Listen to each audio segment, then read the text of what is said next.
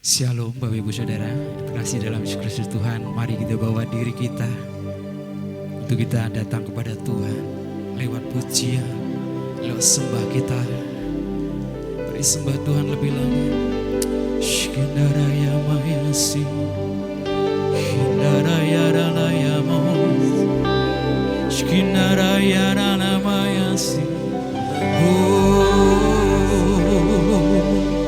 Kami menyembah-Mu Tuhan, kami menyembah. Mari bawa syukur kita di hadapan Tuhan.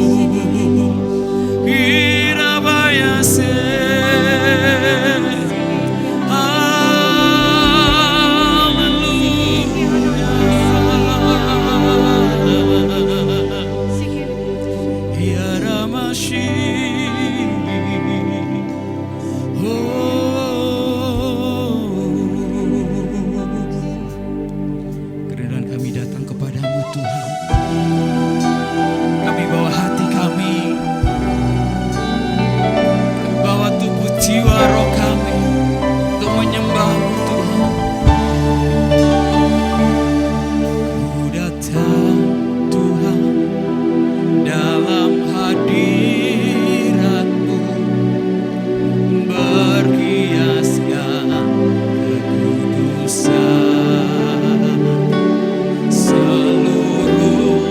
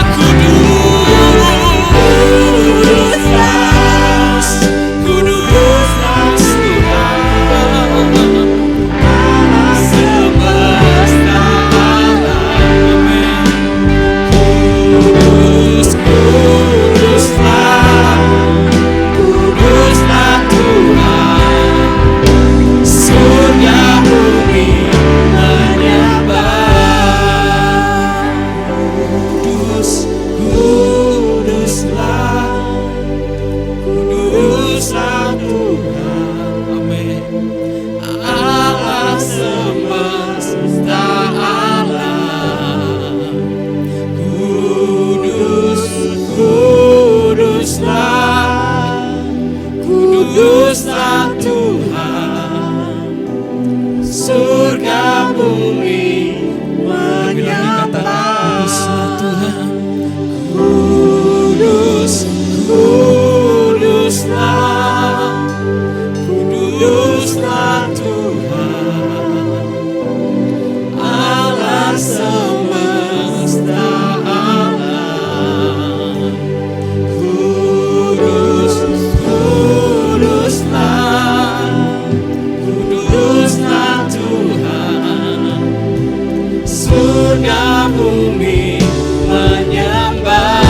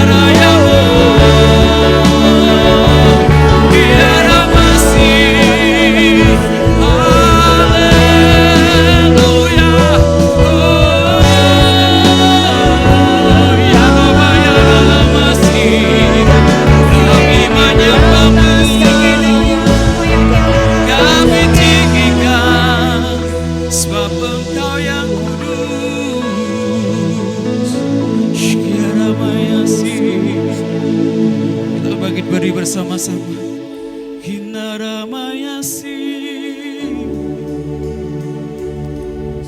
Engkau Tuhan yang layak, kudus Tuhan, memenuhi tempat ini, penuhi hati kami.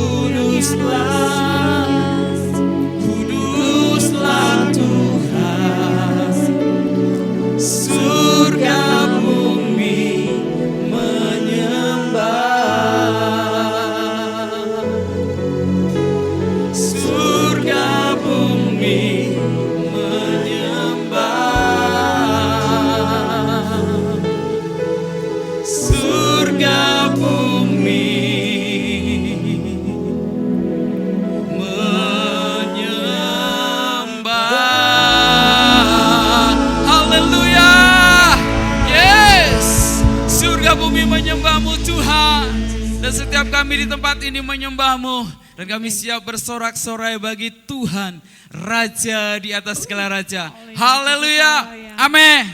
Saudara siap bersuka cita bagi Tuhan kita. Kasih tos kanan kiri. Haleluya. Amin. Pemazmur katakan,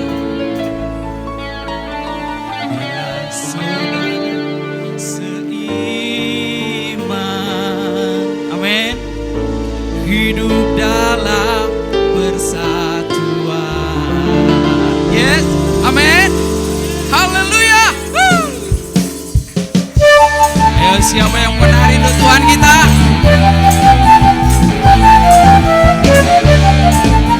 Oh, betapa indahnya.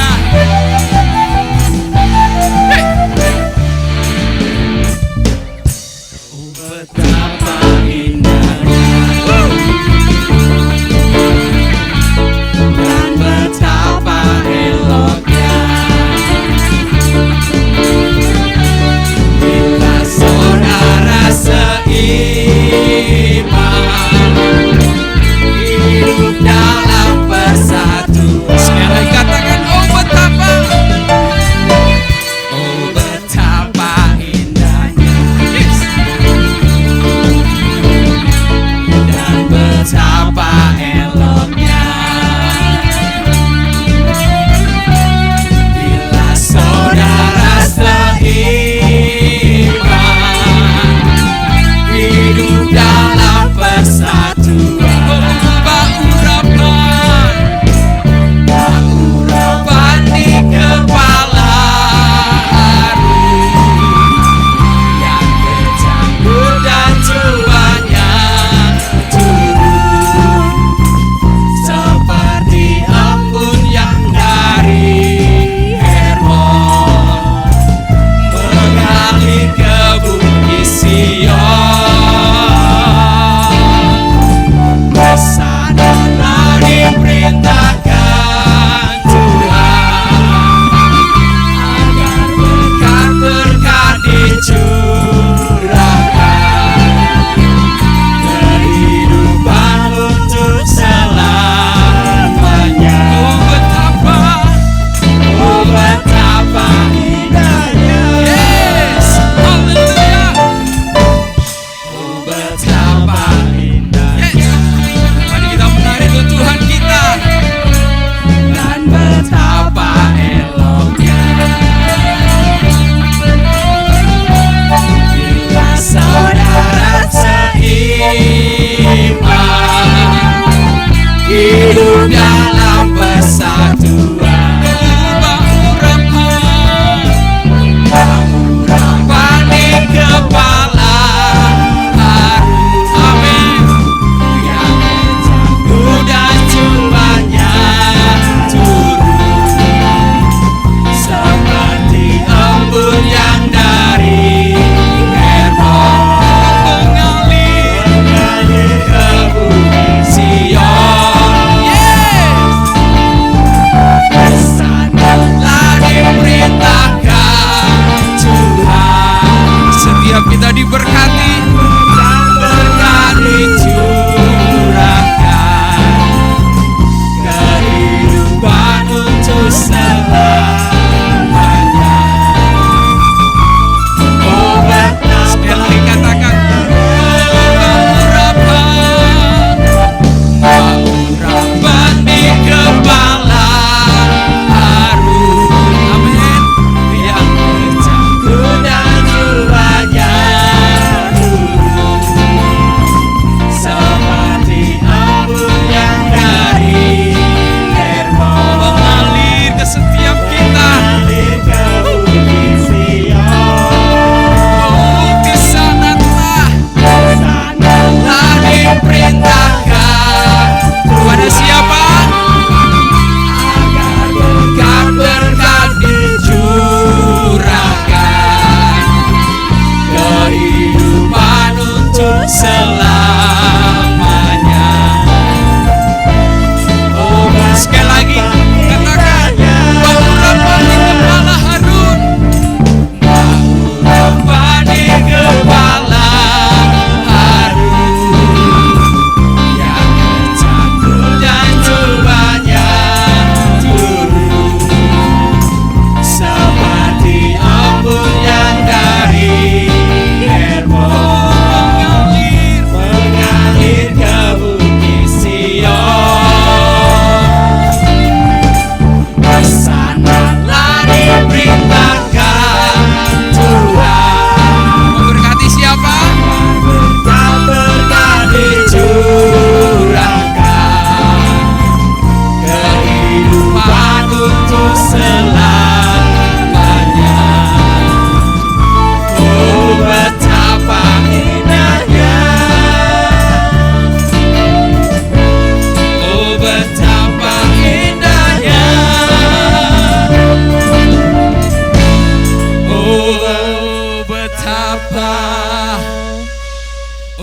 betapa indahnya.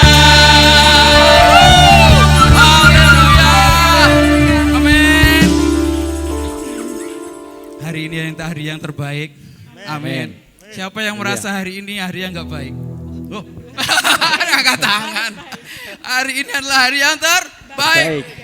Karena hidup kita ada di tangan Tuhan. Amin. Haleluya. Hidupku ada di tangan-Mu. Amin. Kau beri rancangan yang terindah. Yes. Tak hanya yang baik saja yang ku terima. Amin. Walau tubuhku dirembukan, walau jiwaku terkoyakkan. Yes. Pujianku takkan terhentikan, Roh-Mu yang memberi penghiburan. Amin. Yes.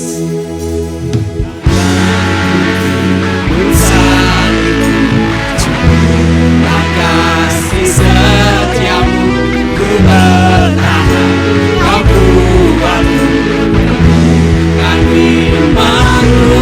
Yes. Ku mau tetap bersyukur, senantiasa bersyukur. Segala yang ku alami, biar kehendak-Mu terjadi. Ku mau tetap bersyukur, senantiasa bersyukur. Hatiku kan bersuka. Sebab hari ini hari yang terbaik. Haleluya. Katakan haleluya. Haleluya. Ku ada di tangan-Mu. Yes. Kau beri rancangan yang terindah. Tak hanya yang baik saja yang ku terima. Walau tubuhku dirembukan, walau jiwaku terkoyakkan, pujianku takkan terhentikan, Roh-Mu yang memberi penghiburan. Yes, katakan. Akan ku salibku, kasih setiamu ku bertahan, Kau buatku kan imanku. Yes. Ku mau tetap bersyukur, senantiasa bersyukur. Segala yang ku alami, dan kehendak-Mu terjadi. Ku mau tetap bersyukur, senantiasa bersyukur. Hatiku kan bersyukur. Sebab hari ini apa? Hari yang terbaik. Yes. Amin. Mari katakan.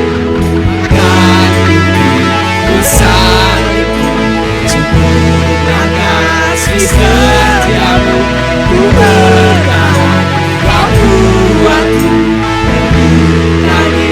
Katakan akan ku pikul.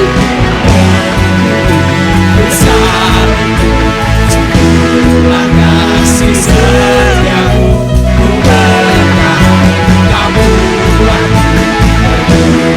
Sekali katakan. Akan ku salibku,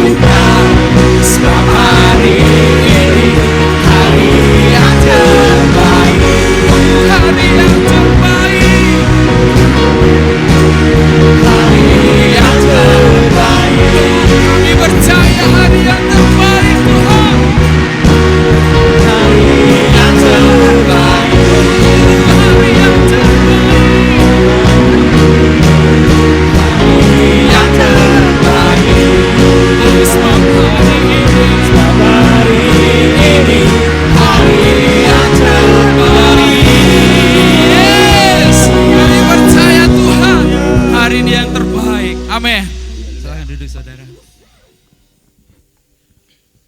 Mari siapkan hatimu untuk kita mendengar firman Tuhan. Segala perkara dapat aku tanggung di dalam Kasih. Tuhan yang luar biasa.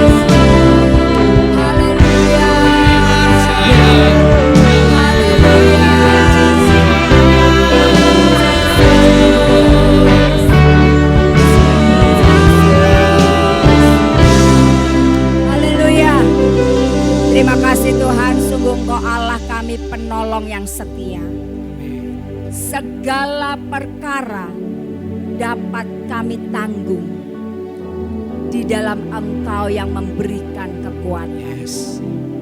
Terima kasih Tuhan. Engkau selalu ada bersama dengan kami. Engkau selalu menolong kami. Engkau selalu mengasihi kami. Terima kasih Tuhan. Saat ini kami mau buka hati kami. Tuhan berbicara buat setiap kami. Roh Kudus, Engkau yang menerjemahkan setiap kebenaran firman. Sehingga kami boleh memiliki kehidupan yang seimbang. Roh Kudus urapi setiap kami dan urapi hamba-Mu. Berkati tim pujian, tim musik, tim tamborin yang sudah membawa kami memuji menyembah Engkau. Kami tahu Engkau bertahta di atas pujian kami dan Engkau akan memberkati setiap kami. Terima kasih Tuhan. Hanya di dalam nama Tuhan Yesus kami alaskan doa kami. Semua yang percaya berkata Amin. amin. Shalom Bapak Ibu. Apa kabar? Oke Bapak Ibu, kita akan terus belajar berubah. Amin. Transformasi dalam hidup kita harus terus bergulir. Bulan lalu, bulan Agustus kita belajar tentang apa-apa yang bisa mendistorsi proses transformasi dari kehidupan kita.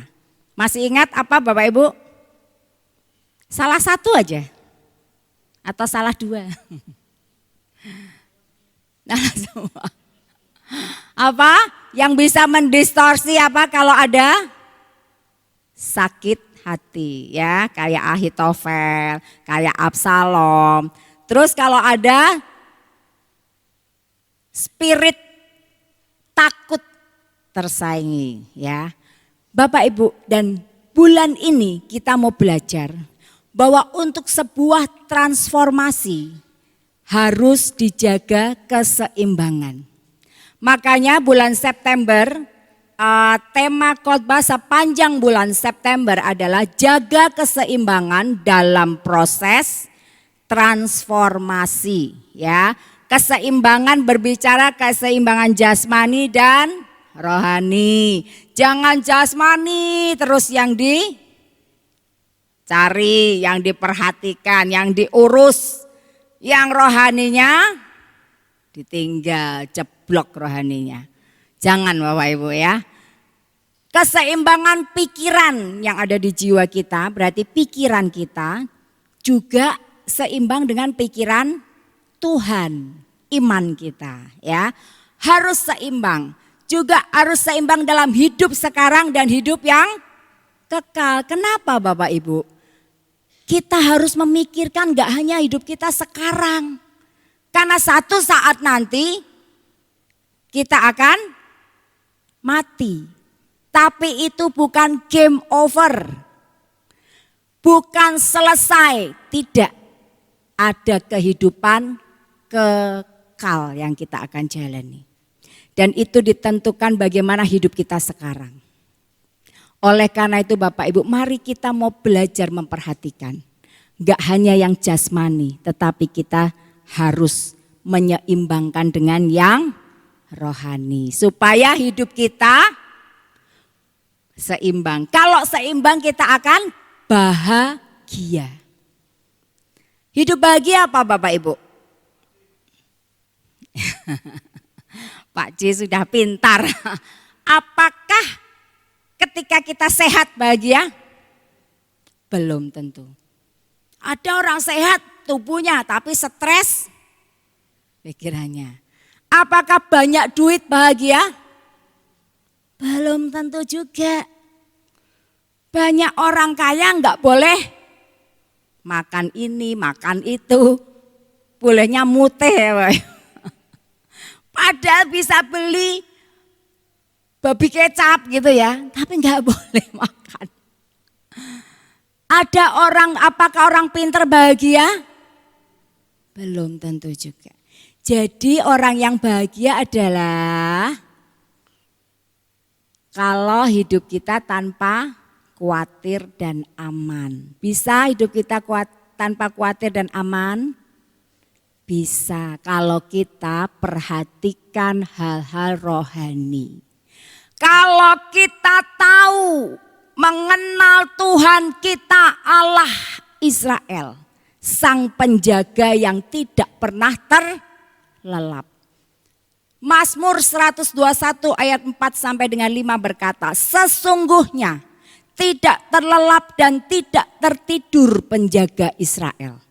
Tuhanlah penjagamu, Tuhanlah naunganmu di sebelah tangan kananmu. Amin Bapak Ibu.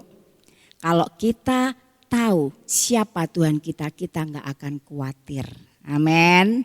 Hidup kita merasa aman walaupun dunia nggak pernah aman.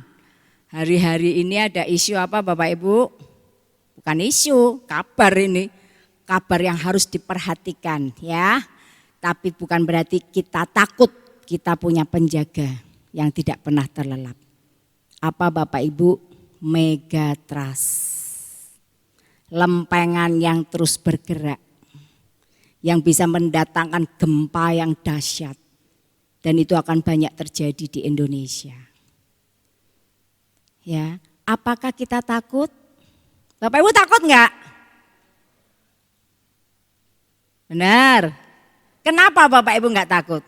Alah enggak tekan Semarang. Semarang terlewat loh Bapak Ibu. Bukan terlewat, ada dalam garis megatrust loh. Nah ini loh Bapak Ibu, saat-saat ini mari kita mau dekat dengan Tuhan. Mari kita mau jaga keseimbangan jasmani dan rohani. Oleh karena itu judul khotbah hari ini adalah Balance Lifestyle. Gaya hidup seimbang. Jangan cuma urus yang jasmani, kita harus urus juga bertumbuh dalam rohani. Amin. Bapak Ibu yang terkasih, 1 Korintus 15 ayat 46. Baca bersama-sama Bapak Ibu, 3, 2, 1. Tetapi yang mula-mula datang bukanlah yang rohaniah, tetapi yang alamiah. Kemudian barulah datang yang rohaniah. Bapak Ibu, seorang bayi lahir pasti secara rohani? Enggak, alami dulu. Secara alamiah, jasmaniah. Dan seorang bayi seperti ini bisa dibiarkan begitu saja? Enggak bisa. Harus ada pengasuhnya. Harus ada yang merawatnya. Entah itu ibunya, papahnya atau siapapun, tapi harus ada yang merawat. Bapak Ibu di Ohio, beberapa waktu yang lalu ada seorang ibu ini meninggalkan bayinya di rumah sendirian. Bayi ini baru berumur 16 bulan, ya 1 tahun 4 bulan. Ibunya ini pergi liburan musim panas bersama pacarnya 10 hari. Bayi ini ditinggal di rumah sendirian, dikunci, dikasih beberapa botol susu. Setelah 10 hari, ini ibunya Bapak Ibu. Oh, kenapa oh Bapak Ibu? Hah? Nakal? Apa? Udah viral, ya. Udah viral memang. Bapak Ibu, setelah dia pulang dari liburan selama 10 hari dengan pacarnya, dia mendapati di rumah bayinya sudah meninggal. Mati Bapak Ibu. Kenapa? Lah enggak dirawat. Enggak dikasih makan dengan baik, namanya bayi mana bisa makan sendiri. Emang kalau sudah dikasih susu berapa botol dia bisa. Yang dimakan bukan susunya, kotorannya, ya enggak Bapak Ibu. Seorang bayi butuh dirawat. Demikian juga kita. Amin Bapak Ibu. Bapak Ibu yang terkasih, kita harus jaga keseimbangan antara jasmani dan jiwani maupun rohani. Jasmani dan jiwani itu apa yang ada di kita, kepribadian kita, dan yang rohani. Itu kita harus jaga keseimbangan. Supaya seperti seorang bayi, kalau dia dirawat, kalau dia diasuh dengan benar, dia akan bahagia. Bapak Ibu, ada bayi yang ada isu megatrust. Ada yang khawatir? Gak ada. Mau krisis moneter, mau bencana, dia gak khawatir ketika dipeluk oleh ibunya, dikasih susu, rasa aman, bahagia. Bapak Ibu, awal dulu kami melayani, Karen waktu itu masih kecil. Karen masih kecil Bapak Ibu, dia ini eksklusif ASI eksklusif. Jadi ketika harus berganti ke susu kaleng itu Bapak Ibu, enggak mudah. Dicoba susu macam-macam, enggak ada yang mau, enggak mau minum susu dia. Hanya satu susu yang dia mau, namanya Pediasur. Wah, itu dokternya bilang bagus itu susunya. Waktu itu Karen kurus kecil. Bagus itu Bu, dikasih susu itu bagus. Tapi harganya luarang Bapak Ibu. Buat kami pada waktu itu, aduh mahal. Kalau mau beli susu, aduh rasanya tuh effort yang dikeluarkan besar. Karena satu kaleng susu kecil yang paling seminggu itu bisa untuk 10 hari belanja. Makan serumah. Tapi apakah Karen khawatir gak ada susu? Enggak, dia guyang-guyu tok Bapak Ibu. Dia bahagia digendong minum susu. Saya tuh kalau susunya sisa dikit, aduh rasanya pengen tak jejel kayak gitu loh. Eman gitu kan. Itu loh Bapak Ibu, bayi itu seperti itu. Kalau diasuh dengan benar dia akan rasa aman. Demikian Tuhan mau kita dengan dia. Amin. Kalau kita tuh melekat dengan dia, mau megatrust, mau krismon,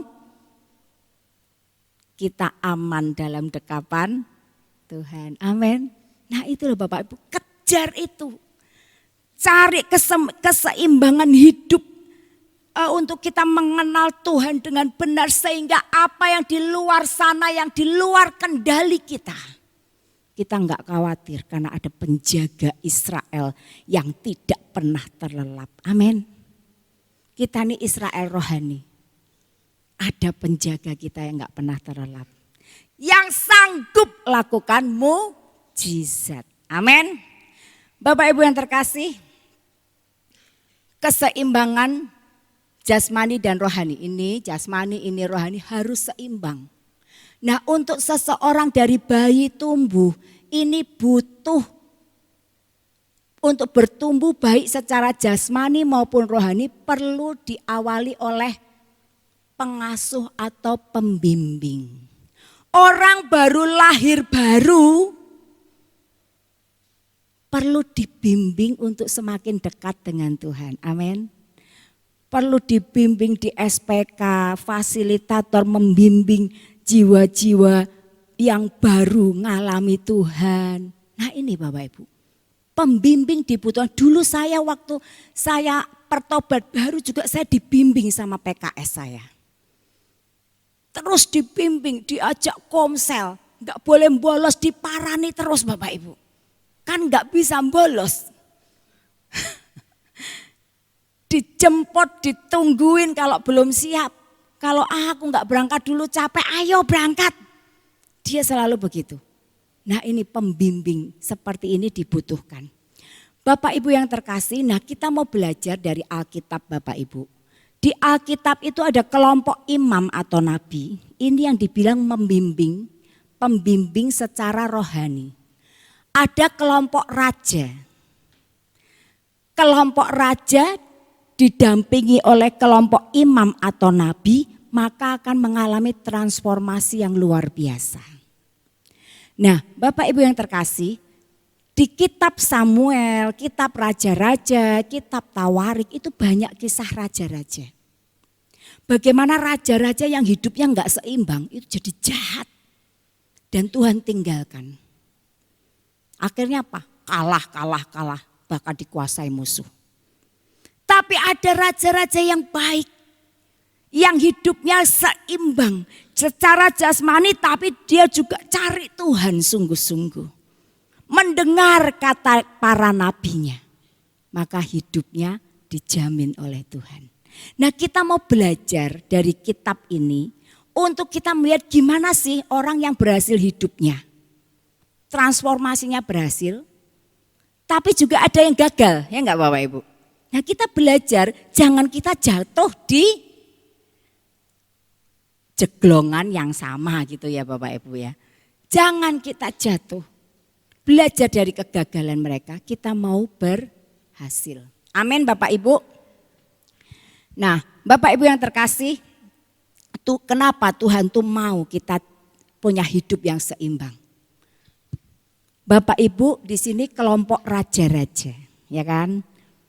Punya kerajaan sendiri rumah tangga Bapak Ibu. Itu kerajaan Bapak Ibu. Pekerjaan, ya. Apa yang digeluti itulah daerah kekuasaan dari Bapak Ibu. Nah, Tuhan mau Bapak Ibu seimbang, cari Tuhan juga secara rohani supaya apa? Bisa menghadirkan kerajaan Tuhan. Seperti doa Tuhan Yesus di Matius 6. Datanglah kerajaanmu di bumi seperti di surga. Kapan itu? Nanti? Sekarang. Kalau kita hidup kita seimbang, kita juga cari Tuhan sungguh-sungguh, kerajaan Tuhan akan hadir di rumah tangga Bapak Ibu. Kerajaan Tuhan akan hadir di tempat pekerjaan Bapak Ibu. Amin. Jadi terus libatkan Tuhan dalam kehidupan setiap kita. Amin. Tujuan khotbah hari ini adalah mari kita mau percaya kepada Tuhan dan kepada hambanya supaya tetap teguh dan berhasil. Amin. Kalau kita mau percaya pada Tuhan dan hambanya, hidup kita akan aman, tidak khawatir. Amin Bapak Ibu. Kita akan baca ayat pokok kita di 2 Tawarik 20 ayat 20. Mari kita baca bersama-sama yang bahasa Indonesia saja. 3, 2, 1. Keesokan harinya pagi-pagi mereka maju menuju padang gurun Tekoa. Ketika mereka hendak berangkat, berdirilah Yosafat dan berkata, dengar hai Yehuda dan penduduk Yerusalem, percayalah kepada Tuhan Allahmu dan kamu akan tetap teguh. Percayalah kepada nabi-nabinya dan kamu akan berhasil. Amin. Bapak Ibu yang terkasih, percaya kepada Tuhan Allahmu. Ini adalah kejadian ketika Yosafat itu menghadapi musuh yang besar. Gabungan raja-raja akan menyerang dia dan dia ketakutan. Ketika dia ketakutan, dia mengumumkan seluruh rakyat, ayo kita mau cari Tuhan. Setelah mereka cari Tuhan Bapak Ibu, akhirnya datanglah Nabi Tuhan memberitahu kepada Yosafat bahwa Yosafat, kamu jangan takut. Karena bukan kamu yang berperang tetapi aku, kata Tuhan. Makanya ketika pagi hari Yosafat bilang sama seluruh Yehuda dan Yerusalem, dia berkata apa? Percayalah kepada Tuhan Allahmu. Believe in the Lord your God. Amin. You will be established. Believe his prophet and you will prosper. Percaya pada Tuhan Allahmu, engkau akan tetap teguh. Percaya kepada nabinya, engkau akan berhasil. Dan singkat cerita Bapak Ibu, Yosafat maju perang. Di tempat yang ditentukan, sampai di sana semua musuh sudah mati. Tuhan buat mereka bunuh-bunuhan sendiri. Yosafat tinggal apa? Menjarah. Dan jarahnya begitu banyak. Lihat Bapak Ibu, kalau engkau hidupmu seimbang, engkau enggak hanya ngurus hal-hal jasmani, maka Tuhan akan bekerja dalam hidupmu seperti Yosafat hadapi. Gak usah susah payah, gak usah banting tulang. Tapi kalau Tuhan memberkati, kita akan terjamin. Amin. Lukas 24 ayat 25. Kenapa bisa begitu? Ya, Lukas 24 ayat 25. Then he said unto them, O fools and slow of heart to believe all that the prophets have spoken. Hai kamu orang bodoh and slow of heart, lambat hatimu untuk percaya semua perkataan nabi-nabi. Lihat, Lukas ini mengingatkan bahwa kalau engkau enggak percaya perkataan nabi-nabi, kalau engkau enggak percaya perkataan hamba Tuhan, you fools. Ayat ini berkata begitu. Jadi mari Bapak Ibu, kita mau belajar dari seorang Daud. Kenapa Daud Bapak Ibu? Karena dia terbukti berhasil. Walaupun hidupnya itu bukan tanpa salah, dia banyak salah, dosanya juga luar biasa. Tapi dia berhasil jadi raja yang berhasil karena dia jaga keseimbangan. Dia enggak hanya urus yang jasmani, tapi dia juga getol cari Tuhan. Dan kalau kita baca, Daud itu finish well hidupnya. Berakhir dengan baik. Daud ini dijadikan tolak ukur. Raja yang takut Tuhan, ya, keturunan Daud. Kalau ada raja-raja yang takut akan Tuhan selalu dikata seperti Daud bapak leluhurnya. Amin. Keren Daud ini Bapak Ibu. Walaupun hidupnya enggak mudah.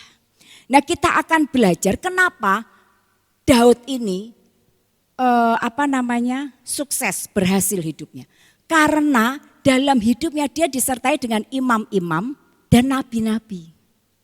Zaman perjanjian lama Bapak Ibu, kita enggak bisa datang kepada Tuhan langsung, Tuhan berdoa gitu, enggak bisa. Harus imam. Harus imam yang menjadi pengantara antara manusia, antara umat dengan Tuhan. Daud disertai imam Abiatar dan Sadok serta Nabi Gad dan Nathan. Nanti kita baca bagaimana orang-orang ini mempengaruhi hidup Daud secara rohani. Imam itu tugasnya apa Bapak Ibu? Sebagai mediator, pengantara. Imam itu tugasnya apa? Menghadirkan hadirat Allah. Urusan spiritualitas itulah tugas imam. Nah, Bapak Ibu yang terkasih, Daud punya imam dua, ya, Abiatar dan Sadok. Nah, kita akan belajar Daud didampingi oleh imam Abiatar. Siapa imam Abiatar? Bapak Ibu, hari ini ayatnya banyak sekali Bapak Ibu. Tapi kita enggak akan baca semua, saya akan cerita saja, Bapak Ibu dengarkan cerita saya. Kita akan baca ayat-ayat pokok. Dari sini kita akan belajar bagaimana Daud itu disertai imam dan nabi sehingga hidupnya berhasil. Nah, imam Abiatar itu siapa? Imam Abiatar adalah keturunan dari Imam Eli. Ya, dia anak dari Ahimelek. Bapak Ibu, ketika Daud melarikan diri dari Saul, Saul hendak membunuh dia. Daud pergi kepada Imam Ahimelek, dia minta roti. Lalu imam, aduh enggak ada roti, adanya roti kudus. Akhirnya Daud dikasih roti kudus. Bapak Ibu yang terkasih, ketika Saul marah-marah, Doeg, nah ketika Daud minta roti ada Doeg orang Edom, ada di situ. Lah ketika Saul ini marah-marah karena Daud, pokoknya dia marah jangan ada dari rakyat yang berpihak kepada Daud gitu kan. Lalu Doeg lapor sama Saul. Oh, Daud tuh pergi ke Imam Ahimelek, dia dikasih roti. Bahkan dikasih pedangnya Goliat yang disimpan di situ. Bapak Ibu, Saul jadi marah, Ahimelek dipanggil, seluruh imam dipanggil. Kenapa kamu memihak Daud? Loh, kami enggak memihak Daud, kami taunya Daud itu kan anakmu, ya kan, anak mantu kan. Orangmu gitu kan. Ahimelek enggak bermaksud memberontak, tapi Saul marah. Kemudian dia suruh pengawalnya bunuh itu imam-imam. Enggak ada yang berani bunuh imam. Dosa kan Bapak Ibu. Tapi Doeg berani. Akhirnya Saul suruh Doeg bunuh semua imam. 85 imam mati. Nah, Imam Abiatar ini melarikan diri. Lari dia bisa lolos. Akhirnya dia bergabung dengan Daud di Gua Adulam. Bapak Ibu yang terkasih, kalau kita baca di 1 Samuel 22 ayat 20 dikatakan. Tetapi seorang anak Ahimelek bin Ahitub namanya Abiatar luput, ia melarikan diri menjadi pengikut Daud. Ketika Abiatar memberitahu pada Daud bahwa Saul telah membunuh para imam Tuhan, berkatalah Daud kepada Abiatar, memang pada hari itu juga ketika Doeg orang Edom itu ada di sana, aku telah tahu bahwa pasti ia akan memberitahukannya kepada Saul, akulah sebab utama daripada kematian seluruh keluargamu. Tinggallah padaku, jangan takut, sebab siapa yang ingin mencabut nyawamu, ia juga ingin mencabut nyawaku. Di dekatku engkau aman. Bapak Ibu, singkat cerita, Imam Abiatar mendampingi Daud. Dan ketika satu ketika Daud pergi dia dalam pelariannya, dia pergi ke Kehila karena dia mendengar orang Kehila itu diserang oleh Filistin. Apa yang dilakukan Daud? Dia tanya Tuhan, Tuhan ini loh hidup seimbangnya Daud. Dia tanya Tuhan, Tuhan aku maju enggak untuk menyelamatkan orang Kehila itu? Tuhan bilang apa? Maju. Dan dia selamatkan orang Kehila. Nah, ketika Saul mendengar Daud ada di Kehila, wah, langsung dia suruh seluruh rakyat, ayo kita serang Daud, kita tangkap dia. Dia ada di Kehila. Kehila itu kota yang berpintu, dia pasti nggak bisa lolos. Tapi Daud pada waktu itu ada Imam Abiatar yang selalu membawa efod di tangannya. Efod itu buat seorang imam adalah untuk meminta petunjuk Tuhan. Dan Daud suruh Imam Abiatar, tanyakan Tuhan, apakah Saul akan datang? Dan setelah ditanyakan lewat batu efod itu, benar dia akan datang. Terus akankah diserahkan akankah aku dan orang-orangku diserahkan oleh orang Kehila ini kepada Saul? Iya, engkau akan diserahkan. Lihat Bapak Ibu, setelah Daud tahu, waduh aku mau diserahkan, ya kan? Aku mau diserahkan, ini di ayat-ayat ini. Lalu Daud bilang, ayo beserta 600 orang kita pergi dari Kehila. Lihat Bapak Ibu, kalau Daud enggak tanya Tuhan lewat Imam Abiatar, dia tahu dia mungkin tinggal di Kehila dan dia ditangkap oleh Saul. Tapi yang luar biasa, kenapa dia bisa teguh, kenapa dia bisa prosper, berhasil? Karena dia mendengar Tuhan, karena dia hidupnya seimbang mencari Tuhan. Dia selalu libatkan Tuhan dalam hidupnya. Dia maju perang aja dia tanya, Tuhan aku maju enggak nih? Kenapa dia seperti itu? Karena dia tahu kalau dia maju bersama dengan Tuhan, dia pasti menang. Dan kita baca di Alkitab enggak ada dibilang Daud kalah. Dia selalu menang. Kenapa? dia selalu menghadirkan Tuhan di dalam hidupnya. Amin Bapak Ibu. Ini bicara juga buat kita. Sudahkah kita menghadirkan Tuhan dalam segala aspek hidup kita? Dalam pekerjaan kita, dalam rumah tangga kita. Sudahkah kita menjaga keseimbangan, balance lifestyle untuk juga cari yang rohani? Bapak Ibu yang terkasih, ketika Rachel itu di Wonosobo dan buka studio di sana, dia tuh nelpon saya buru-buru, "Mah, aku mau buka. Tolong mama papa segera ke sini." Kenapa tuh? Doa dulu. Doain dulu. Saya bersyukur Bapak Ibu, dan kami itu sebetulnya enggak ada jauh jadwal ke situ, jadi akhirnya ke Wonosobo. Untuk apa? Mendoakan. Saya bersyukur dia ingin menghadirkan Tuhan di dalam usahanya. Mari Bapak Ibu, dalam segala apa yang kita kerjakan, hadirkan Tuhan dulu. Dibilang apa? Believe in the Lord your God, you will be established. Believe his prophet, you will prosper. Kamu akan berhasil. Amin. Bapak Ibu yang terkasih, Imam Abiatar sayang sekali.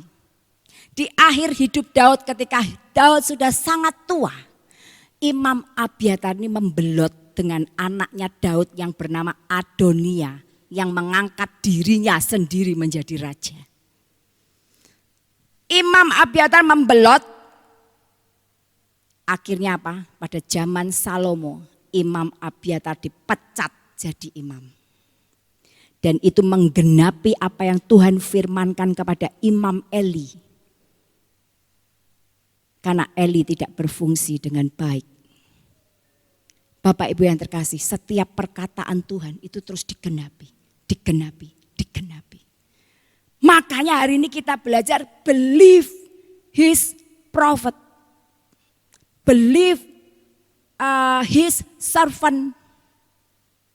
Supaya apa? Berhasil, prosper. Amin. Imam Sadok, tadi yang satunya Imam Sadok. Nah Bapak Ibu, Imam Sadok ini ketika Daud Absalom anaknya Daud memberontak dari Daud. Begitu Daud mendengar Absalom menyatakan dirinya sebagai raja, Daud pergi dari istana. Daud pergi dari istana dengan gundah pasti hatinya. Diikuti oleh Sadok, Abiatar, dan orang-orang Lewi yang mengangkut tabut Tuhan. Sampai di penyeberangan Daud bilang, "Kamu pulang saja." Pulang saja, ini loh Bapak Ibu. Saya suka kata-kata Daud di ayat 26. Dia bilang, "Bawalah tabut Allah itu kembali ke kota." Dia bilang sama Imam Sadok, "Jika aku mendapat kasih karunia di mata Tuhan, maka ia akan mengizinkan aku kembali sehingga aku bisa melihat lagi tempat kediamannya." Ayat 26 Bapak Ibu. "Tetapi jika ia berfirman begini, aku tidak berkenan kepadamu, maka aku bersedia. Biarlah dilakukannya kepadaku apa yang baik di matanya." Lihat Bapak Ibu. Kepercayaan Tuhan, kepercayaan Daud kepada Tuhan itu luar biasa. Dia bilang sudah, dia penyerahannya kepada Tuhan, let your will be done. Penyerahannya itu luar biasa, biarlah kehendakmu yang jadi. Biar dilakukannya apa yang baik di matanya. Dilakukannya kepadaku apa yang baik di mata Tuhan. Belum tentu baik buat Daud. Tapi penyerahannya kepada Tuhan itu luar biasa. Itu Daud Bapak Ibu. Dan kalau kita lihat Bapak Ibu, setelah Imam Sadok disuruh kembali, dia bilang gini, Daud, kamu kembali, kamu kan punya anak, kembalilah. Lihat apa yang terjadi di sana, apa yang akan dilakukan Absalom. Nanti kamu kasih tahu, kirim anak-anakmu untuk memberitahu aku akan menunggu di penyeberangan. Bapak Ibu, benar Bapak Ibu. Setelah Absalom sampai menduduki istana, dia minta nasihat Ahitofel. Ahitofel yang kita belajar bulan lalu. Dia penasehat yang ulung, dia penasehat yang selalu tepat. Daud sudah pesan sama Imam Sadok sama Husai. Kamu tinggal di sana, gagalkan nasihat Ahitofel. Dan Daud pun berdoa, Tuhan gagalkan nasihat Ahitofel. Kan nasihat Ahitofel itu pasti luar biasa. Dan kalau nasihat Ahitofel pada waktu itu diterima oleh Absalom, Daud bisa kalah Bapak Ibu. Karena Daud sedang benar-benar dalam keadaan yang sangat tertekan mengetahui Absalom memberontak. Tapi nasihat Ahitofel digagalkan oleh nasihat Husai. Dan akhirnya Daud bisa selamat. Kenapa? Karena dia mencari Tuhan. Amin. Karena penyerahannya kepada Tuhan, biarlah dilakukannya kepadaku apa yang baik di matanya. Ini perkataan yang gak mudah loh Bapak Ibu. Ini perkataan yang luar biasa.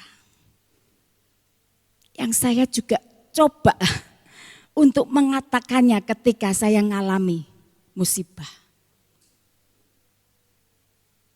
Ketika Pak Jeffrey jatuh yang kedua kali, saya sempat bilang, Tuhan kenapa? Mau melayani Engkau loh Tuhan, ini loh 1 jam lagi. Dan saya tahu suamiku ini baik. Enggak neko-neko, dia suami yang baik sekarang. Dulu enggak Bapak Ibu. Sekarang baik, takut Tuhan. Saya sempat bilang kenapa? Tapi habis itu saya rubah, Tuhan jadilah seperti yang Kau kehendaki saja. Kami hamba-Mu nyerah. Saya berusaha berkata seperti itu Bapak Ibu. Dan itu melegakan hati saya. Amin Bapak Ibu. Imam Sadok itu luar biasa. Dan Imam Sadok Bapak Ibu, dia kedapatan setia sampai akhir. Sehingga di akhir hidup Daud, Imam Sadok yang mengurapi Salomo menjadi raja. Itu imam ya Bapak Ibu ya. Jadi kita akan belajar Daud enggak hanya disertai imam, tapi juga dia disertai oleh nabi-nabi. Apa tugas nabi? To give direction. Untuk memberikan arah sesuai firman Tuhan. Memperkatakan firman Tuhan. Menjadi penyambung lidah. Mengajar, menegur.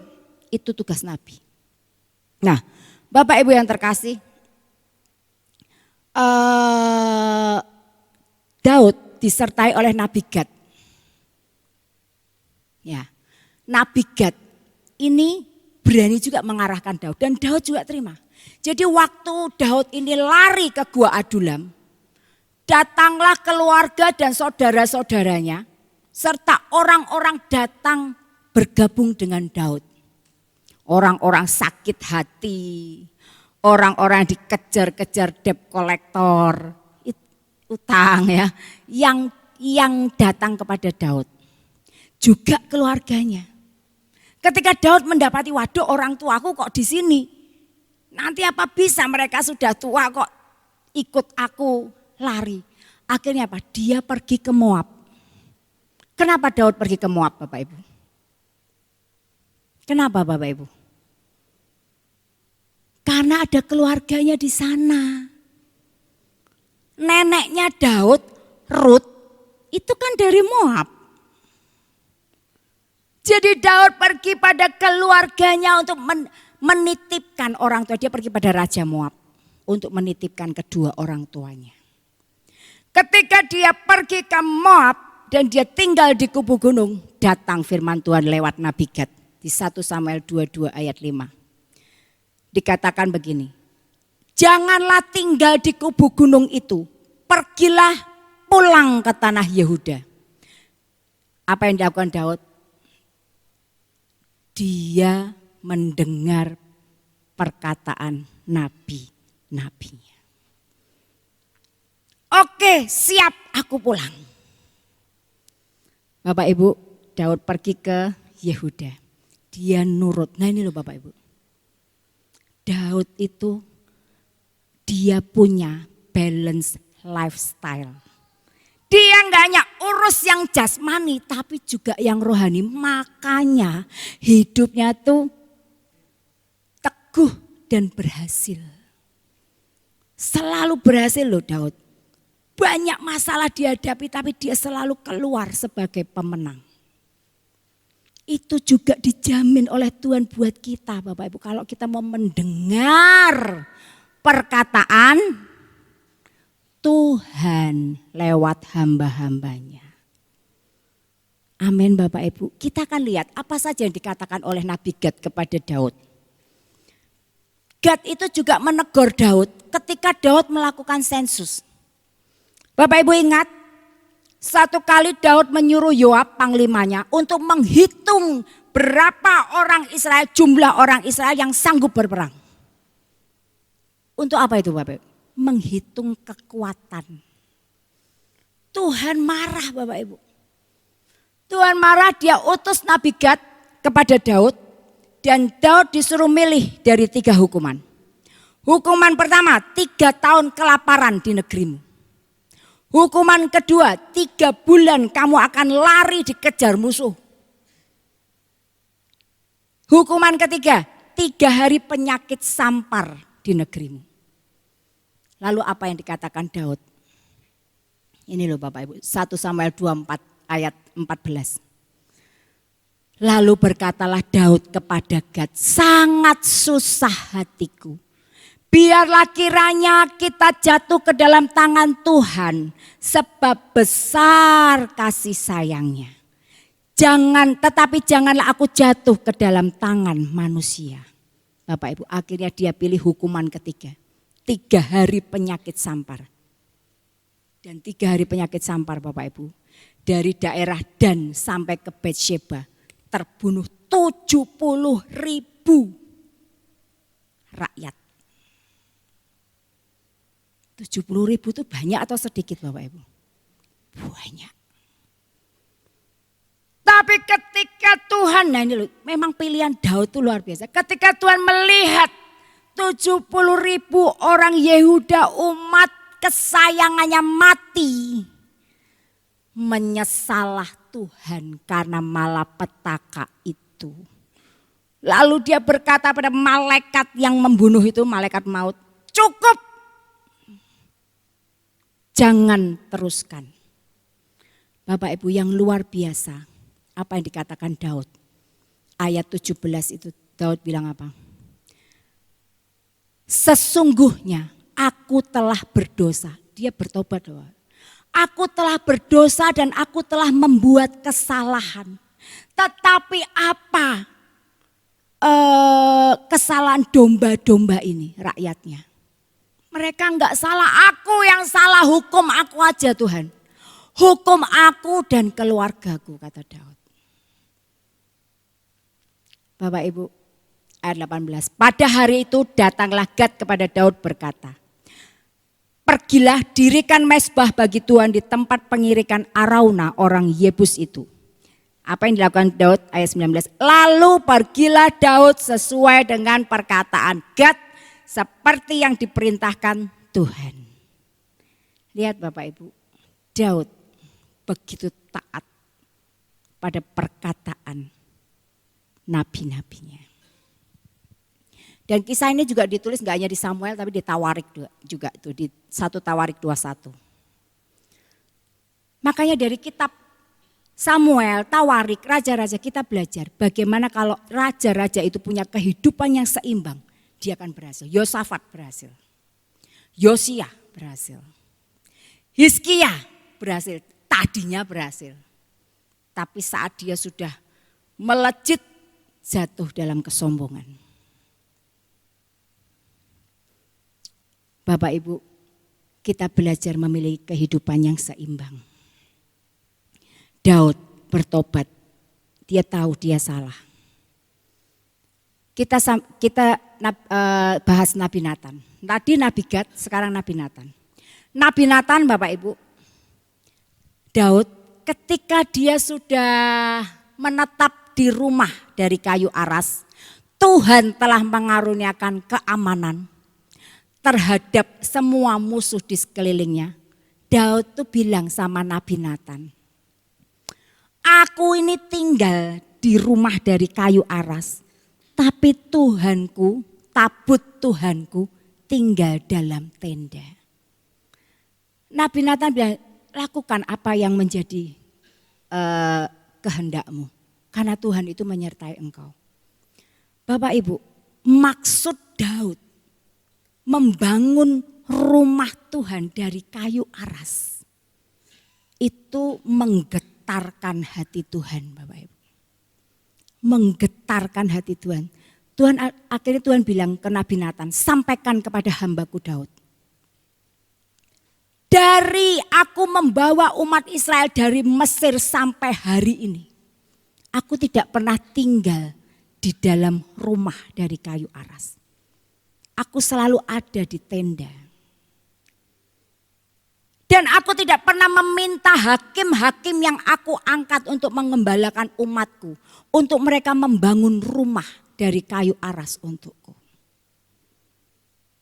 Lihat Bapak Ibu, Tuhan itu tergetar dengan maksud Daud untuk mendirikan rumah. Makanya dia bilang gini di ayat 8. Beginilah firman Tuhan semesta alam, akulah yang mengambil engkau dari padang. Aku telah menyertai engkau di segala tempat yang kau jalani, melenyapkan segala musuhmu di depanmu. Ayat 12. Aku akan membangkitkan keturunanmu yang kemudian anak kandungmu, dan aku akan mengokohkan kerajaannya. Dialah yang akan mendirikan rumah bagi namaku, dan aku akan mengokohkan tahta kerajaannya untuk selama-lamanya. Aku akan menjadi bapaknya dan dia akan menjadi anakku.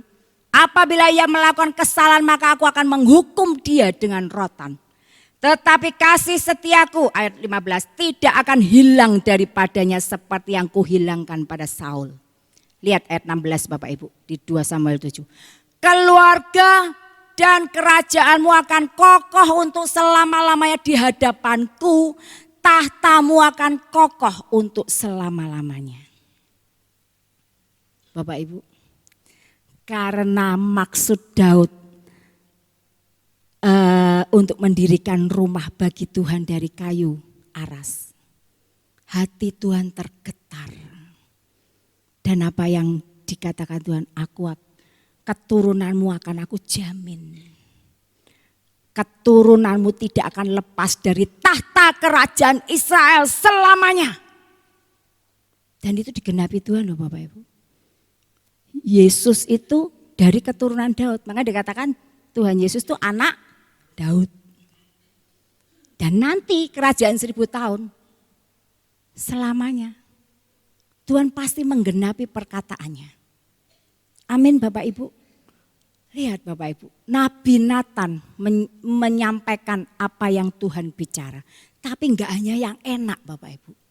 Nabi Nathan juga menegur keras atas dosa Daud. 2 Samuel 12, 1-15a. Itu Bapak Ibu. Tuhan mengutus Nathan kepada Daud. Ini setelah Daud berzina dengan Batsheba dan dia membunuh suami Batsheba, Uria. Tuhan mengutus Nathan pada Daud untuk mengatakan perkataannya. Dia bilang gini, ada 2 orang dalam suatu kota, yang satu kaya, yang satu miskin. Yang kaya dia punya kambing, domba, lembu banyak. yang miskin, dia nggak punya apa-apa, hanya satu. Anak domba betina yang dirawatnya baik-baik, yang tidur di pangkuannya. Namun ketika si kaya kedatangan tamu, dia eman-eman, Bapak Ibu. Dia sayang untuk mengambil salah satu dari kambing domba lembunya yang banyak untuk dimasak, diberikan kepada tamunya. Apa yang dilakukan? Dia ambil anak domba betina punya si miskin yang satu-satunya. Dia ambil, dia masak, dia berikan kepada tamunya. Bapak Ibu, Daud mendengar itu Bapak Ibu, dia marah. Ayat 5, 2 Samuel 12 dikatakan gini. Lalu Daud menjadi sangat marah karena orang itu. Dan dia berkata kepada Nathan, demi Tuhan yang hidup, orang yang melakukan itu harus dihukum mati. Anak domba betina itu harus dibayar gantinya 4 kali. Karena ia tidak kenal belas kasihan. Ayat 7 Bapak Ibu. Ini ayat 7. Kemudian berkatalah Nathan kepada Daud, engkaulah orang itu. Bapak Ibu, tiwas dia marah-marah. Weh, orang kita harus dihukum mati.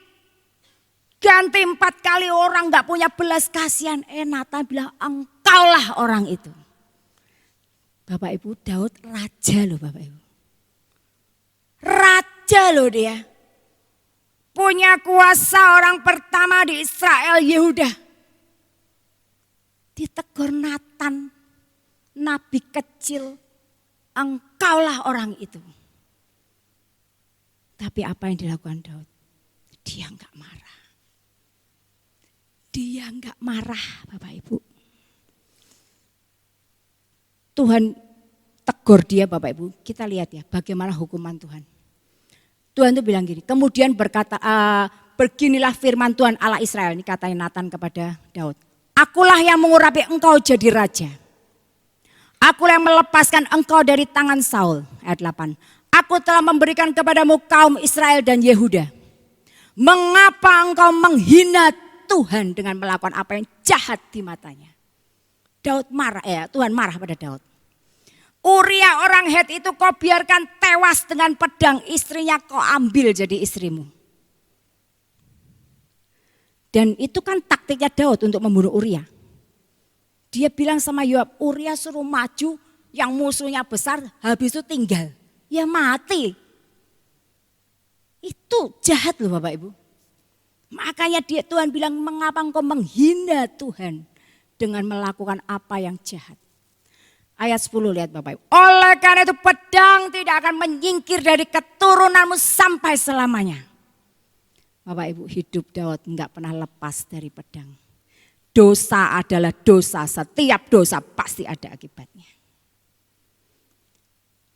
Tapi yang dilakukan Daud, Bapak Ibu, ayat 13. Lalu mendengar itu, lalu Daud berkata kepada Nathan, aku sudah berdosa kepada Tuhan. Lihat Bapak, mudah enggak berlaku seperti Daud? Enggak mudah. Dia punya kuasa, punya kedudukan, punya kekayaan.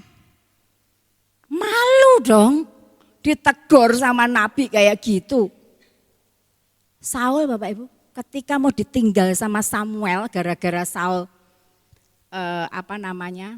melanggar perintah Tuhan. Udah gitu masih bela diri. Saul bilang sama Samuel, hei kamu jangan tinggalin aku, jangan mempermalukan aku di depan rakyatku. Hargai aku. Itu yang katakan Saul. Tapi Daud dia enggak peduli reputasi dirinya. Dia bilang, aku telah berdosa kepada Tuhan. Ini loh Bapak Ibu, ini yang membuat Daud selalu berhasil. Dia dengar apa kata nabi-nabinya. Ditegur dengan keras, dia terima. Dia enggak bela diri, dia enggak cari kambing hitam. Itu gara-gara Batseba ngapain mandi? Enggak, dia enggak gitu Bapak Ibu. Dia enggak cari alasan. Amin Bapak Ibu, ini loh Daud. Ini yang membuat dia luar biasa. Nasihat Nathan juga menasihati Daud ketika dalam kemelut. Bapak Ibu, pada akhir hidup Daud seketika sudah tua, Adonia itu menyatakan diri sebagai raja. Didukung Imam Abiatar dan Yoab panglimanya Daud. Nathan tahu, dia langsung suruh Batsyeba, kamu masuk ke kamarnya Raja Daud, bilang itu loh Adonia mengangkat dirinya jadi raja. Kan harusnya Salomo, karena kan Daud sudah bilang Tuhan pilih Salomo untuk menggantikan Daud. Dan di akhir hidupnya pun Daud mendengarkan perkataan nabinya. Lihat Bapak Ibu, keren Daud itu. Keren. Dia berhasil dalam hidupnya. Tadi 2 Tawarik 20 ayat 20, kuncinya apa? Believe in the Lord your God. Percayalah kepada Tuhan Allahmu. Tadi kita lihat betapa Daud percaya. Kalau aku mendapat kasih karunia di hadapan Tuhan, aku pasti akan melihat tabut Allah lagi. Tapi kalau enggak, biarlah dilakukannya apa yang baik di matanya. Itu penyerahan kepercayaan luar biasa. Ketika dia disuruh milih hukuman 3 hukuman, dia bilang apa? Biarlah aku jatuh ke tangan Tuhan. Karena besar kasih sayangnya. Ini tanda bahwa dia percaya kepada Tuhan Allahnya. Bagaimana dengan kita Bapak Ibu? Kalau kita ngalami hal yang gak baik, kita ngomel seringkali. Sungut-sungut Tuhan ki piye toh? Tuhan tuh ada gak sih? Kita ngomel, kita sungut-sungut, kita gak bisa terima apa yang Tuhan mau buat dalam hidup kita. Tandanya kita belum believe in my God, our God. Percaya kepada Tuhan kita belum artinya. Karena kita enggak bisa menyerahkan hidup kita kepadanya. Daud bisa. Dan juga dia percaya kepada nabi-nabinya. Believe his prophet, you will prosper. Percaya pada nabi-nabi yang kau akan berhasil. Daud percaya pada nabinya dengan apa? Dia mendengar firman. Dia mau diarahkan. Dia rela ditegur dengan keras.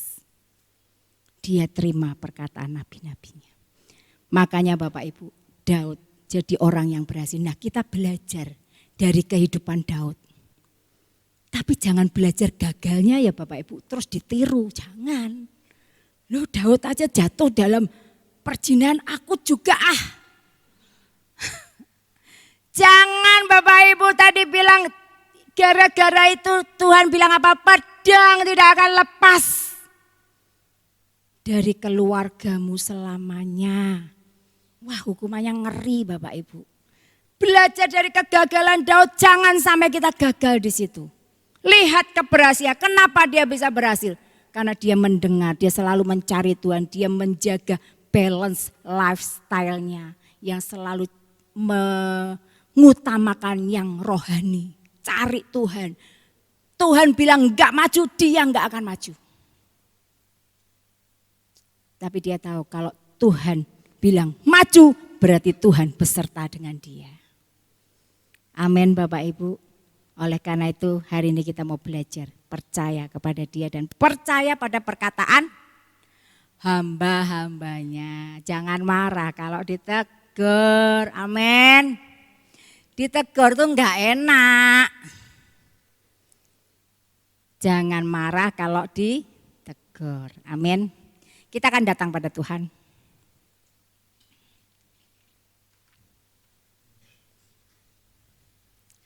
Kita akan nyanyikan, ku percaya kau Tuhan yang tak pernah gagal, menjadikanku lebih dari pemenang. Amin. Kita akan nyanyikan ini, saya undang Bapak Ibu untuk bangkit berdiri.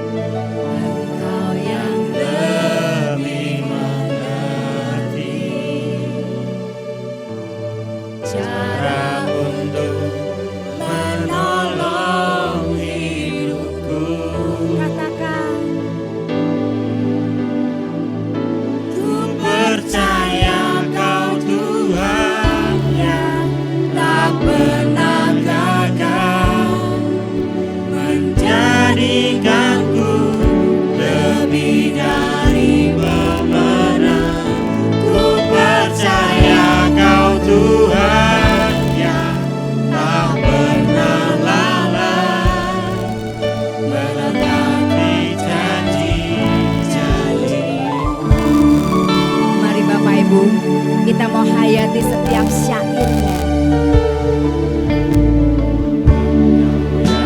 Lebih tahu cara untuk membuka jalanku.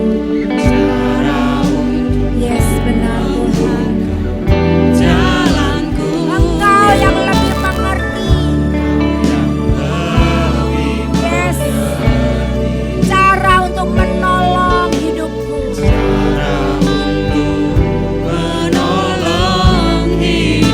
Yes, katakan dengan penuh iman.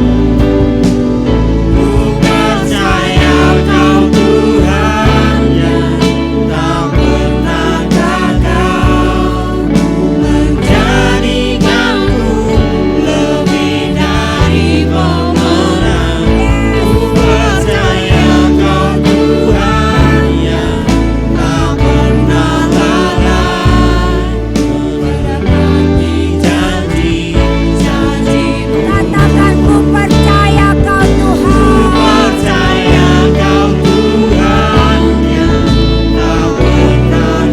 Menjadikanku lebih dari pemenang. Yes, ku percaya kau Tuhan. Yes,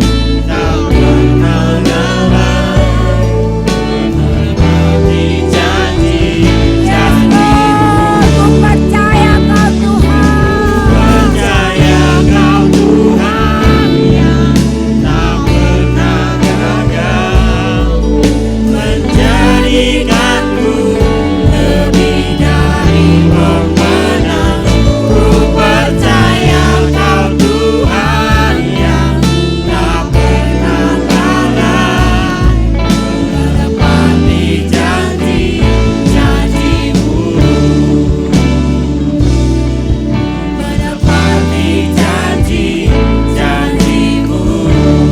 Sekali lagi kita mau katakan janjimu.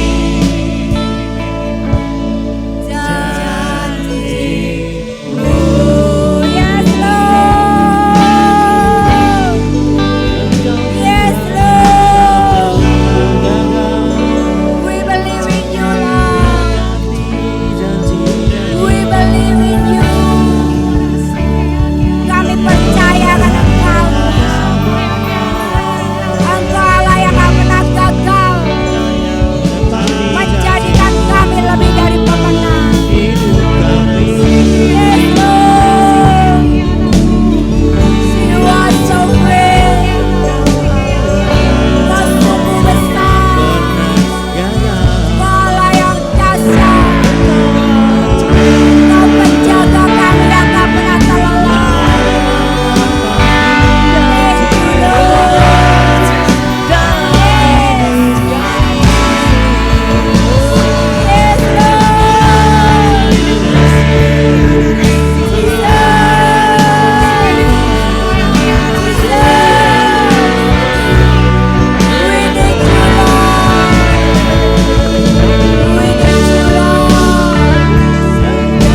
Yes,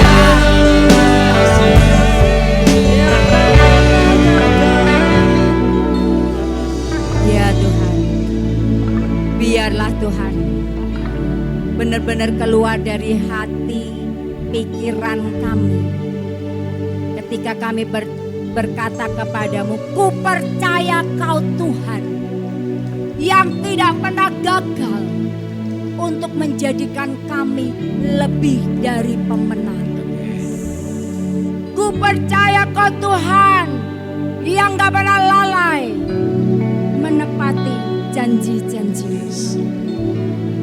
Tanamkan itu dalam hati kami Tuhan, sehingga sungguh-sungguh dari hidup kami mempercayai Engkau.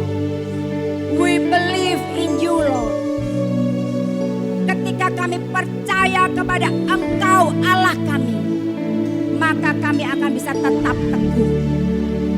Dan biarlah kami juga mau belajar percaya pada perkataan-Mu yang disampaikan lewat hamba-hamba-Mu, sehingga kami bisa berhasil. Tanamkan itu dalam hati kami Tuhan. Kami boleh belajar dari Daud yang yang gak pernah kalah, yang gak pernah kalah dalam perang, karena dia punya kehidupan yang seimbang, karena dia selalu mencari Engkau. Biarlah hati kami juga terus mencari Engkau. Kami gak hanya mencari jasmani, tapi kami mau lebih lagi mencari hal-hal rohani, sehingga balance lifestyle boleh ada dalam hidup kami. Dan kami tahu kami akan bahagia, karena kami tidak khawatir akan masa depan kami, karena kami aman di dalam penjaga kami yang tidak pernah terlelap. Makasih Tuhan, tanamkan itu dalam hati kami. Hanya di dalam nama Tuhan Yesus kami alaskan doa kami. Semua yang percaya berkata, amin. Tuhan, inilah hidupku. Ku serahkan padamu segala cita-citaku, masa depanku menjadi milikmu. Jadikan kami terangmu di tengah kegelapan dunia, membawa bangsa-bangsa kepadamu. Tuhan, ini kerinduanku bagimu Tuhan, seluruh hidupku. Pakailah Tuhan bagi kemuliaan-Mu, genapi seluruh rencana-Mu, sampai bumi penuh kemuliaan-Mu.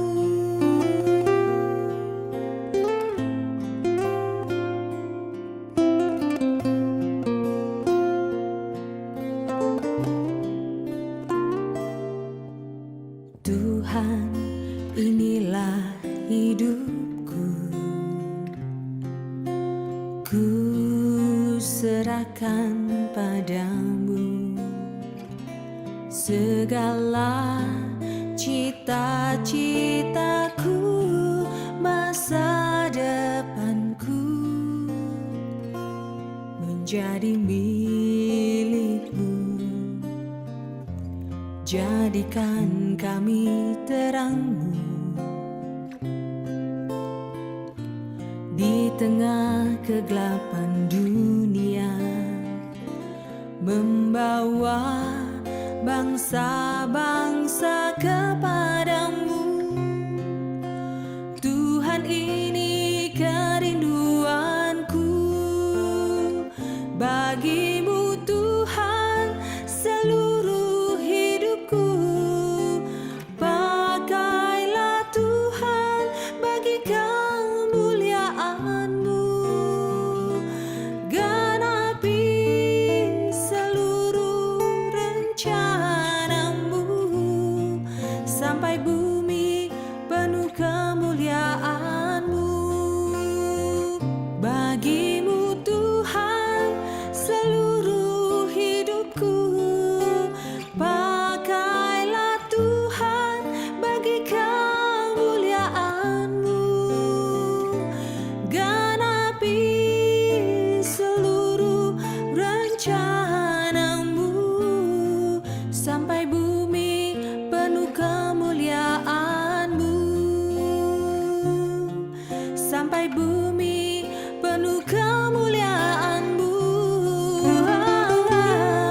sampai bumi penuh kemuliaan-Mu.